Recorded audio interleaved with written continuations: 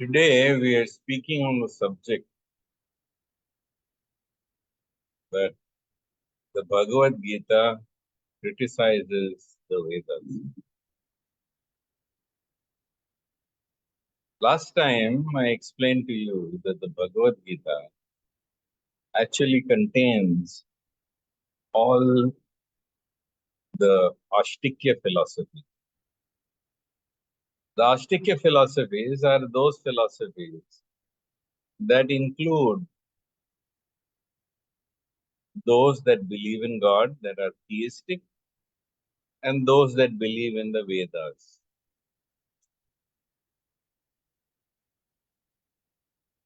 Whereas Nastikya philosophies are those which do not believe in God and do not believe in the Vedas.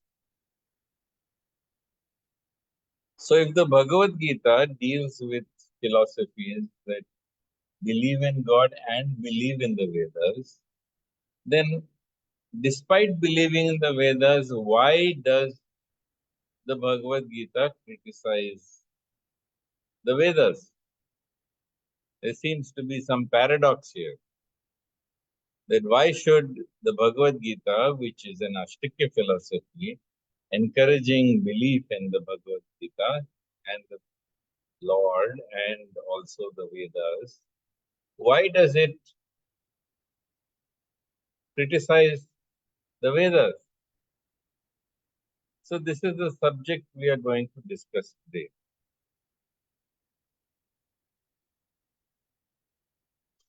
At the time that the Bhagavad Gita was spoken, there were two broad beliefs that were there. One was a belief of Sankhya and Yoga. They were the most dominant philosophies among the Ashtikya philosophies. And these philosophies of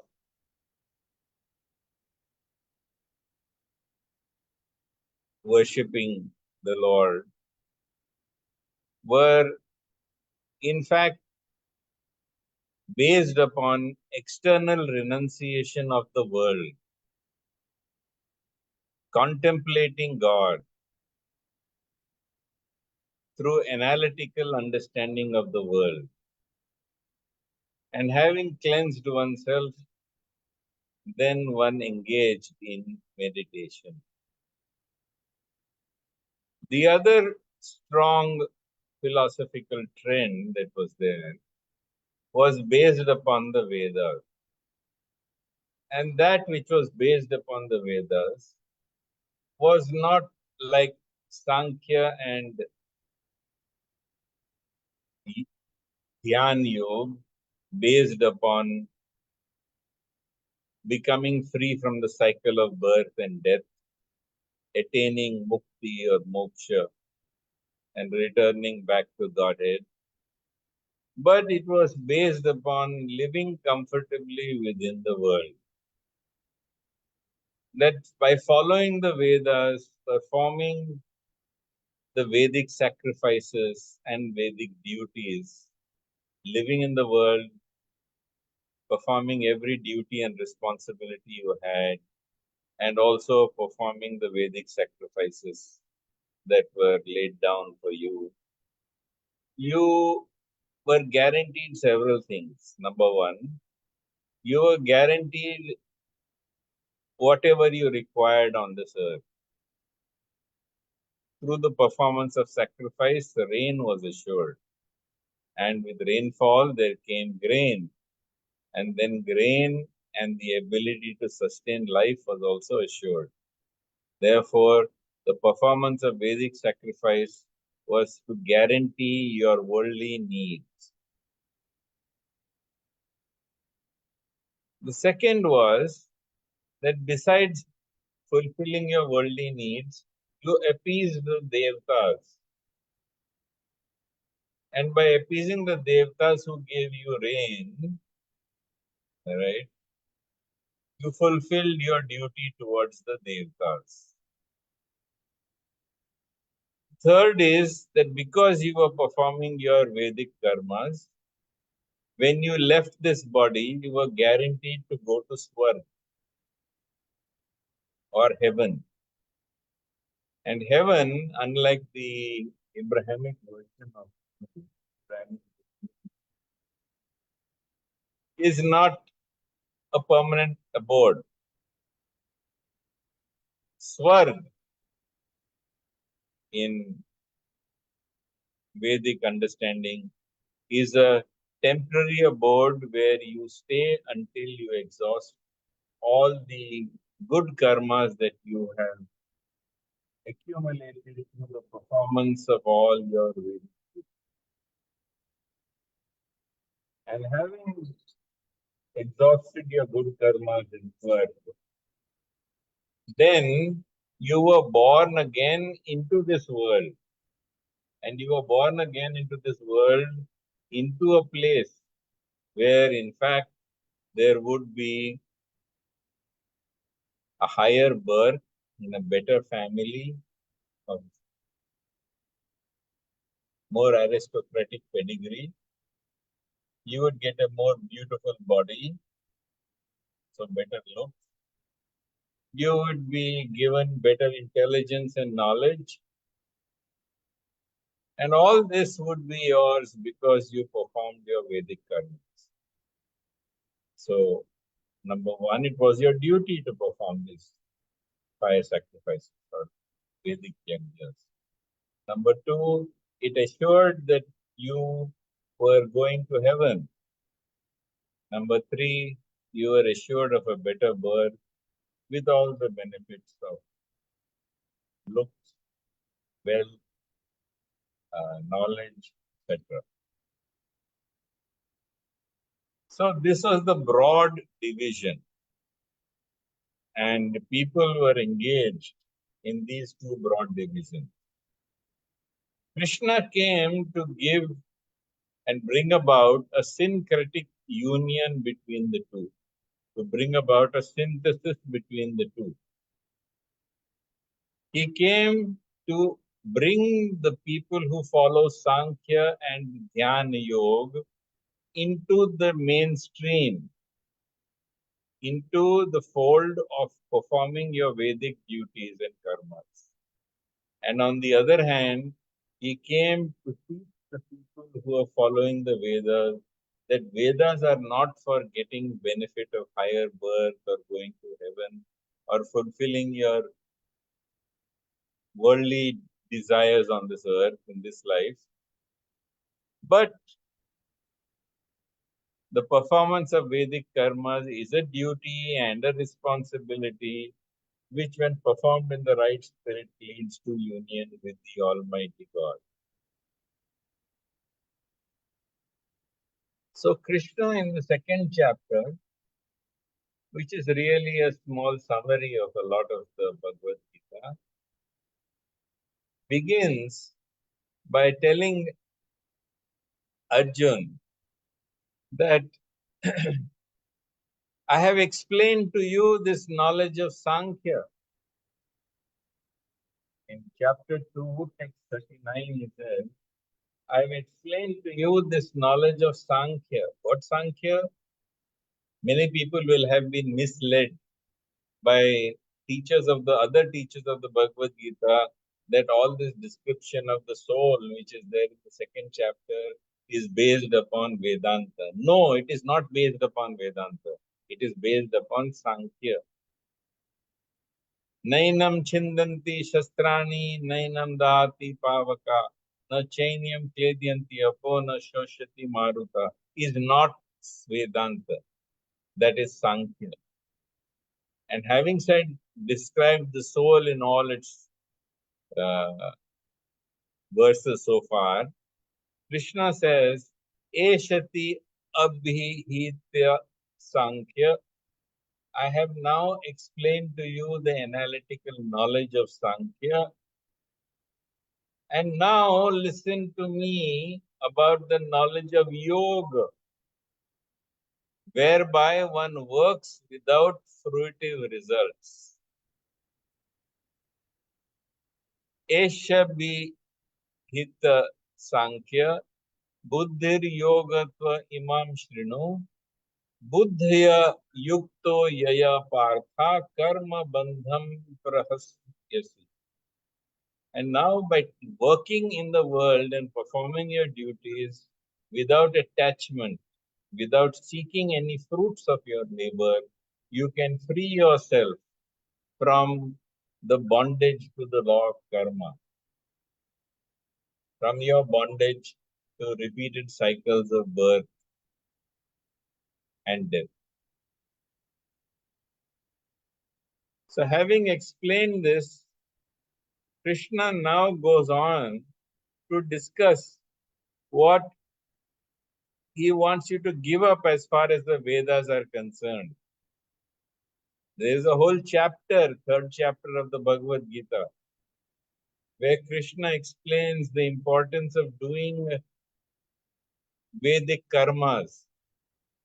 But here, when he is criticizing the Vedas, actually, he is not criticizing the performance of the ceremonies of the Vedic yajnas. He is criticizing the intent of doing these Vedic karmas to get more wealth and prosperity and your desires of this world, your performance of this yajna in order to go to heaven, your performance of this Vedic yajna so that you are reborn in a higher family with greater, with more beautiful body and looks, with a family that is more wealthy, and also a family that will give you greater intelligence and knowledge. But Krishna is saying that if you work on this path without in seeking any fruits, you will get everything that you might want or desire, provided you no longer want or desire it. And your objective for performing these sacrifices is to please God. So he says, Neha Vikramo Nashosti Pratyavayana Vidyate Swalpam Apiyasya Dharmasya Trayate Mahato Bhayat. On this path, there is no loss, there is no diminution, and a little advancement on this path can save you from the greatest fear. Now, what is this greatest fear? This greatest fear is at the time of death. Those who have been irreligious, those who have acted against the will of God, those who have acted according to lust, anger, and greed, who have not performed their Vedic karmas or any religious ceremonies or sacrifices, what happens to them? They have a meeting with Yamaraj. But those who have understood this path even a little bit, Krishna says, Neha Bikramo Nashosti Pratyavayana Vidyate Swalpamapi Asya Dharmasya Trayata Mahata Bhayat. On this path, even if you made a little progress, you will be saved from the greatest fear of having to be confronted by Yamaraj at the time of death. So Krishna actually says that you will be protected if you advance even a little bit on this path. Adi Shankaracharya repeats this in his Mohamudgara Stotra, where he says, Bhagavad Gita Kinchita Dita Ganga Jallava Kanika Pita Sakridapi Murari Samarcha Kriyate Tasya Yamena Charcha. That if, he says, Krishna says, you have read Bhagavad Gita even a little, if you have drunk even a drop of water with surrender and devotion, if even once in your life you have said, hey Krishna, I am yours, do with me what you will, then Krishna says, you no longer have to be confronted by Yamaraj at the time of death. Therefore, the horrors of hell are, you are spared from the horrors of hell. So this is exactly what this verse is pointing out. So therefore, you should understand that the advancement on this path which Krishna is recommending, performing the self-same Vedic karmas, but performing them without any desires or without any intent to seek any fruit from the labor of performing these yajnas. Actually, in fact, in the Adi Puran, there is another verse.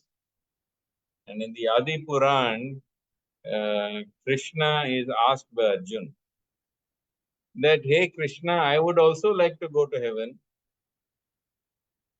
And if I have to go to heaven for this holiday, this temporary holiday, then is it possible for me to go there without performing all these elaborate Vedic yajnas?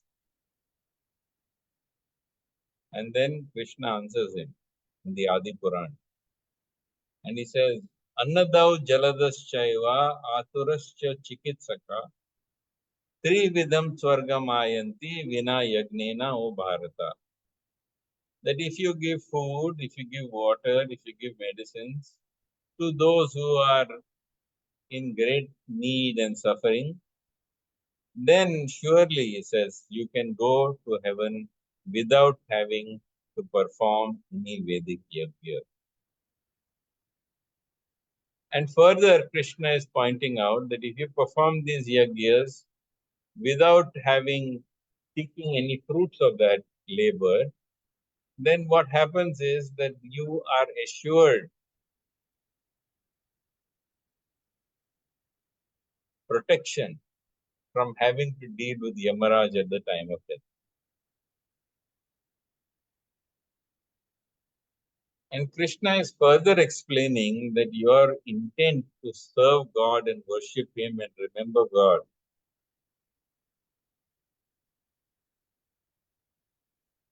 is a single purpose. Whereas if you are worshipping and performing Vedic yajna, saying, oh God, give me this, oh God, give me that, you have many branched intelligence. And therefore, you are unlikely to achieve any firm resolution to pursue God. So in chapter 2, text 41, Krishna says, व्यवसायत्मिका बुद्धि एक ही कुरु नंदना बहुशाखा ही अनंतश्च बुद्धयो व्यवसायिना. For those who are on this path, they are resolute in purpose. Their aim is one, O beloved son of the Kurus. The intelligence of those who do not have a firm resolution is many, many branched.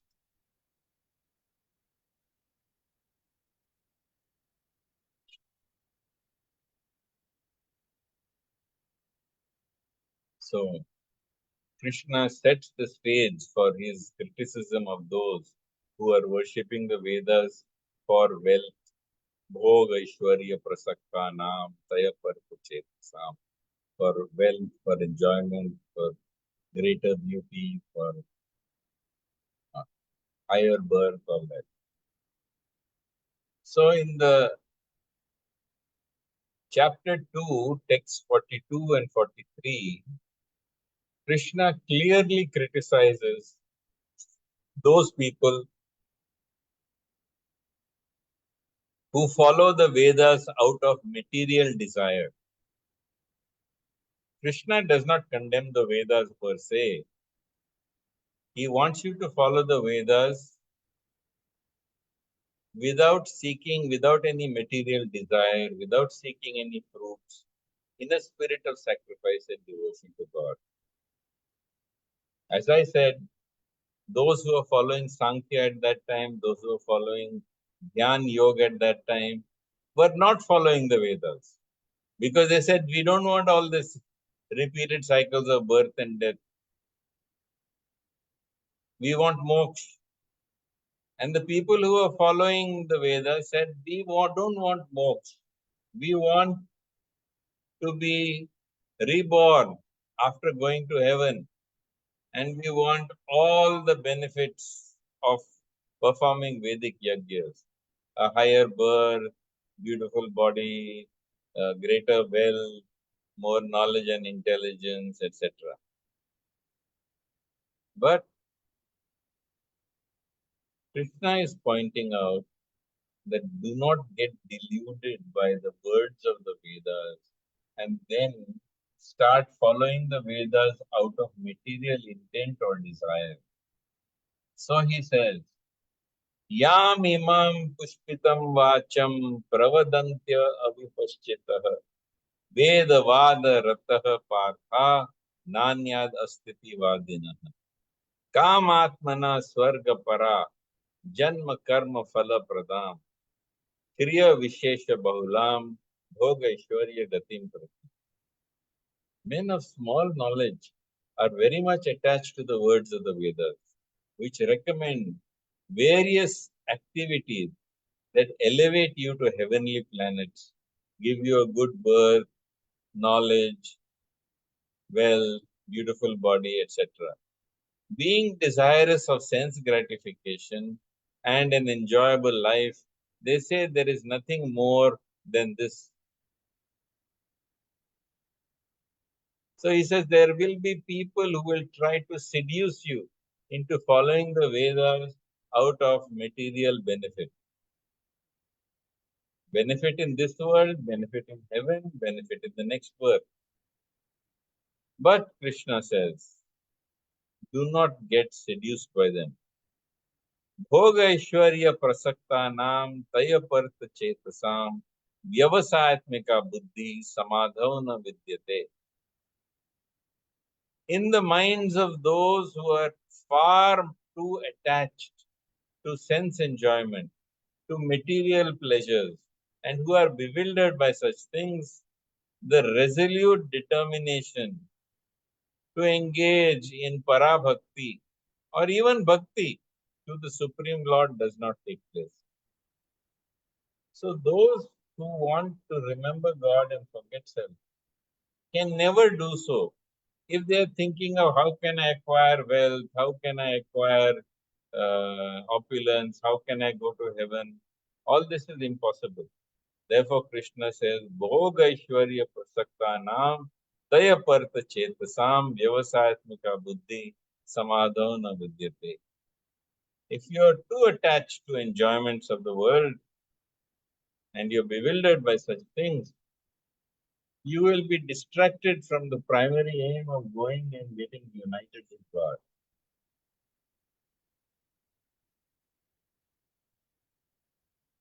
In fact, Krishna points out to Arjuna that that the Vedas are actually about the three gunas. They describe Prakriti and how to behave with Prakriti.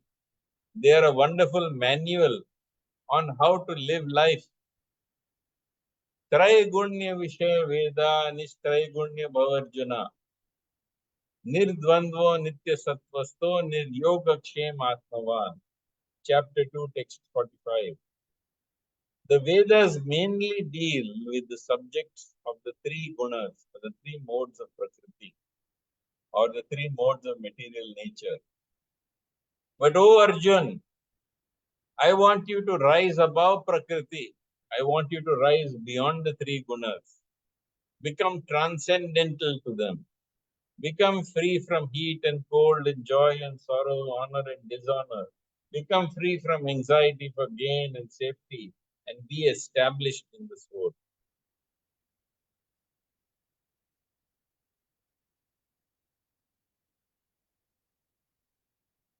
And then he tells Arjun that all the purposes that are served by a small pond can at once be served by a great reservoir of water. Similarly, all the purposes of the Vedas can be served by one who knows the purpose behind them. For those who have united with Brahman, for those who have united with God. In text 46, chapter 2, Krishna says, Yavan arth udapane sarvatah samprutudake tavan sarveshu vedeshu brahmanasya vijanatah. So if you are performing all these Vedic sacrifices and your intent towards eventually rising towards attaining God, all that will automatically be done if your intent is to constantly remember God and forget self by engaging in devotion to Him. So, this is a very integral and important part of the criticism. And he says here, the immortal verse is there. Karmanya evadikaraste ma phaleshu kadachana ma karma phala hetur bhur mate sangostva akarmini. So you have a right to perform your prescribed duty and Vedic karmas, but you are not entitled to the fruits of those Vedic karmas and duties that you are performing. Never consider yourself to be the cause of the results of your activities, and never be attached to not doing your duty. So Krishna here is pointing out to Arjuna that you certainly have a right to perform your Vedic karmas, but the right does not mean that you should perform them with the wrong intent. Your intent should not be to perform the Vedic karmas with the desire of gaining all kinds of fruits in this world, heaven, and in the next world. But you should be performing these sacrifices, the spirit of devotion to God, so that you will remember God and forget yourself. So it's very clear in the Bhagavad Gita here that Krishna is not against the Vedic karmas. He is not against the performance of your duties. But indeed, what does he want?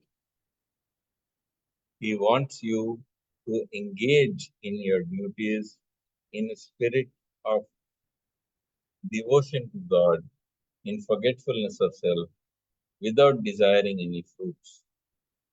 In chapter 2, text 48, he points out, Yogastha kuru karmani sangam tyaktva dhananjaya siddhya asiddhyo samabhutva samatvam yoga uchyate.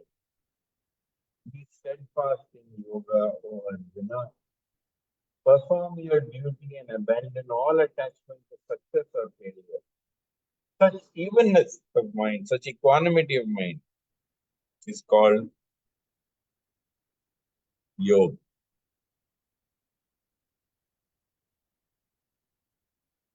Durena hi avaram karma buddhi yoga dhananjaya.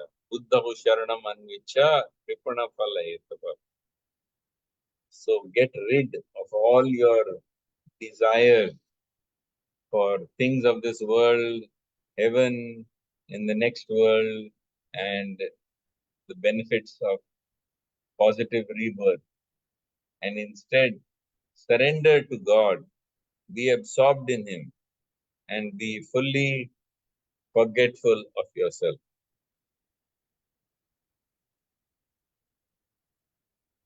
And therefore, he says, Buddhi yokto jahatiha ubhe sukrita duskrite tasmad yoga yujasva yoga karma sukhausala. And a man who engages in this bhakti with his mind united with the Lord rids himself of both good and bad karmas in this life. Therefore, Arjuna, please strive for attaining equanimity of mind, which is the art of all work.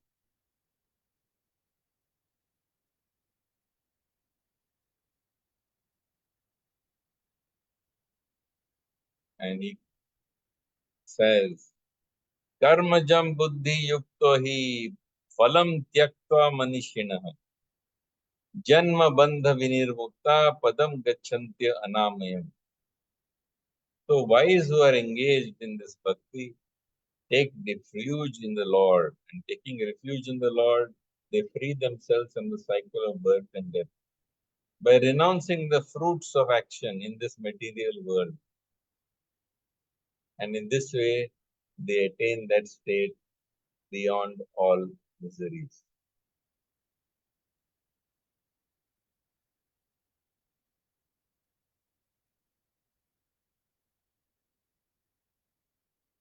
So, in fact, he tells you to become indifferent to the flowery words of the Vedas.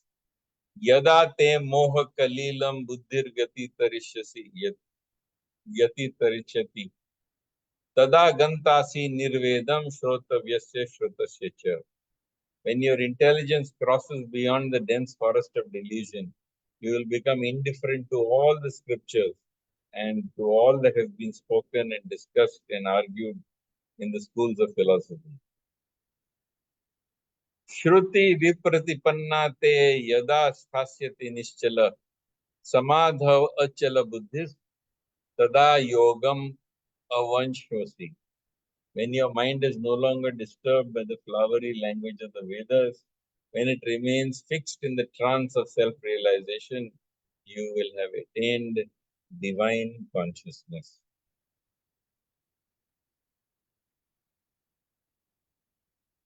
So, this is what Krishna describes in the Bhagavad Gita.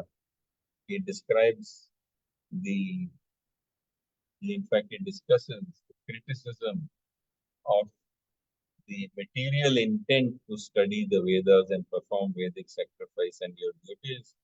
And he wants you to do that without seeking the fruits of your sacrifice and your labor, without desiring heaven, without desiring next birth in a no matter superior material environment.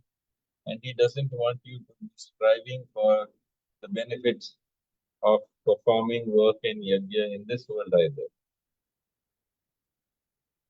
So I'll stop here for now. If you have any questions, please feel free to go ahead and ask.